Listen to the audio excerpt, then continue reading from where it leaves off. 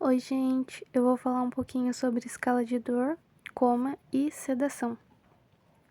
A dor, ela é a causa mais comum da busca pelo cuidado.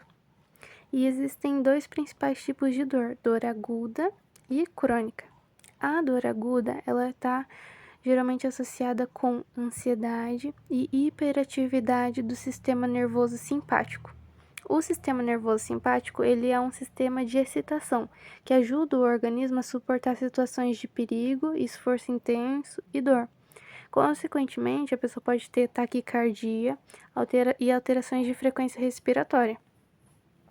Já no caso da dor crônica, que é aquela dor que persiste por um longo período, ela está associada geralmente com sinais vegetativos, tipo fadiga, inapetência, que é aquela pessoa que não está com muita vontade para se alimentar, não tem muito apetite, e depressão.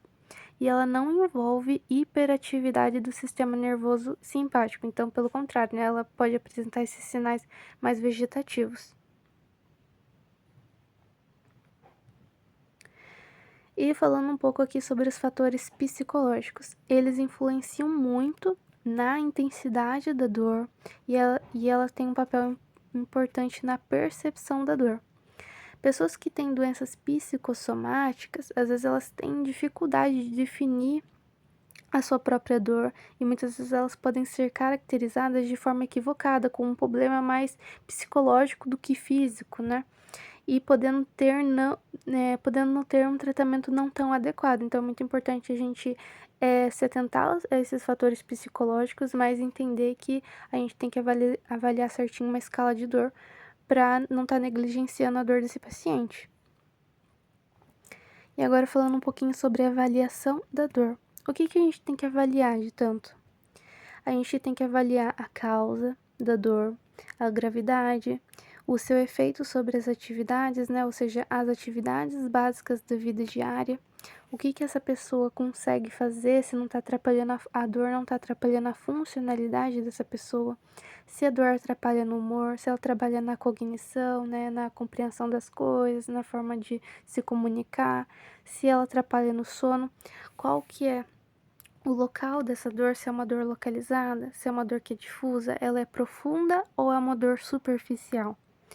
E fatores exacerbantes. Por exemplo, quando eu subo escada, eu sinto uma dor no joelho, ou quando eu faço exercício, eu sinto essa dor em tal lugar. Isso é um fator exacerbante. E coletar história pessoal, principalmente, né? O que essa pessoa aí tem de um histórico e familiar. Por exemplo, às vezes uma pessoa trabalha em um lugar junto com a família, é um trabalho que causa algum desgaste e tá causando esse tipo de dor. Ou a pessoa tem um histórico familiar de alguma doença degenerativa de sistema nervoso que pode estar causando essa dor, entendeu? E perguntar sobre usos de medicamentos para uso de dor, com receita ou não. Porque às vezes a pessoa é tão habituada a usar medicamentos analgésicos que o organismo já tem uma tolerância a esses medicamentos. Ou às vezes a pessoa pode fazer o uso indevido, incorreto, dessa medicação sem prescrição, que também vai causar essa maior tolerância aos medicamentos. E a avaliação de dor aguda, ela é bem diferente da avaliação da dor crônica. Então, por exemplo, se uma pessoa está apresentando, por exemplo, uma dor ali precordial aguda, não vai dar tempo de coletar um histórico muito aprofundado, né? Vai ser uma dor que vai ter que ser tratada com maior urgência para ver se não é um caso de um infarto agudo de miocárdio. Então,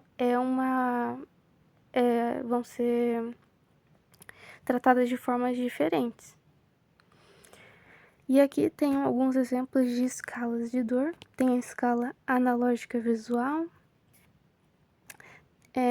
que tem ali a numeração, tem as escritas, tem as escalas de descrição em palavras, sem dor, dor leve, angustiante, dor terrível. Tem a escala verbal, tem a escala gráfica com os rostinhos e a escala de dor funcional. O que impede essa pessoa de fazer as atividades, que nível de dor. E tem a escala mais comum, que é a escala EVA, a escala visual analógica, que fica mais fácil para observar os rostinhos, os números e para identificar a intensidade aí da dor. Níveis de consciência.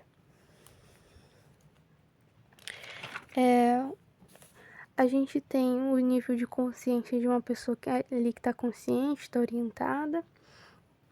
Tem os pacientes que eles estão no nível de consciência obnubilado, que é uma pessoa que ela vai precisar de muito estímulo, um estímulo muito intenso, auditivo, tátil, de luz, para que ela dê uma resposta muito simples. Então, é um paciente que está num estado de nível de consciência obnubilado.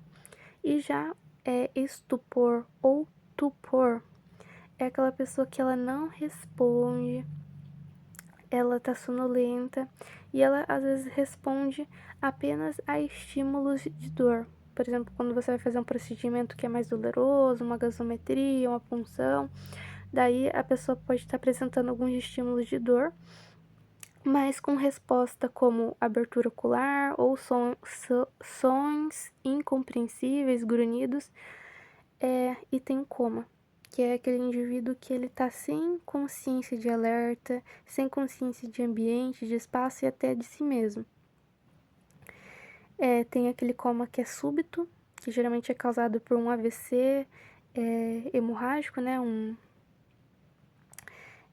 AVE, e pode ser lento, no caso uma encefalopatia hepática, que vai comprometendo aos poucos o sistema nervoso central, né, essa parte mais cerebral. Identificação da dor nos pacientes com demência ou afasia, que tem dificuldade de estar verbalizando a dor. Então, a gente vai ter que observar muito em contrações faciais, por exemplo, enrugar a testa, ou a pessoa piscar muito os olhos. Geralmente, as pessoas ficam mais irritadas com a dor e podem ter e podem apresentar dificuldade para se comunicar e exclusão social. Agora falando um pouco sobre analgésicos não opioides. Eles tratam dores leves, moderadas e não causam dependência, mas não é por causa que não causa dependência que eles vão usar de forma indiscriminada. Tem alguns exemplos que eu coloquei: ibuprofeno, diclofenaco, paracetamol, e às vezes para tratar algumas dores são usados os anti-inflamatórios não esteroidais e até mesmo o AS, que é o ácido acetilsalicílico.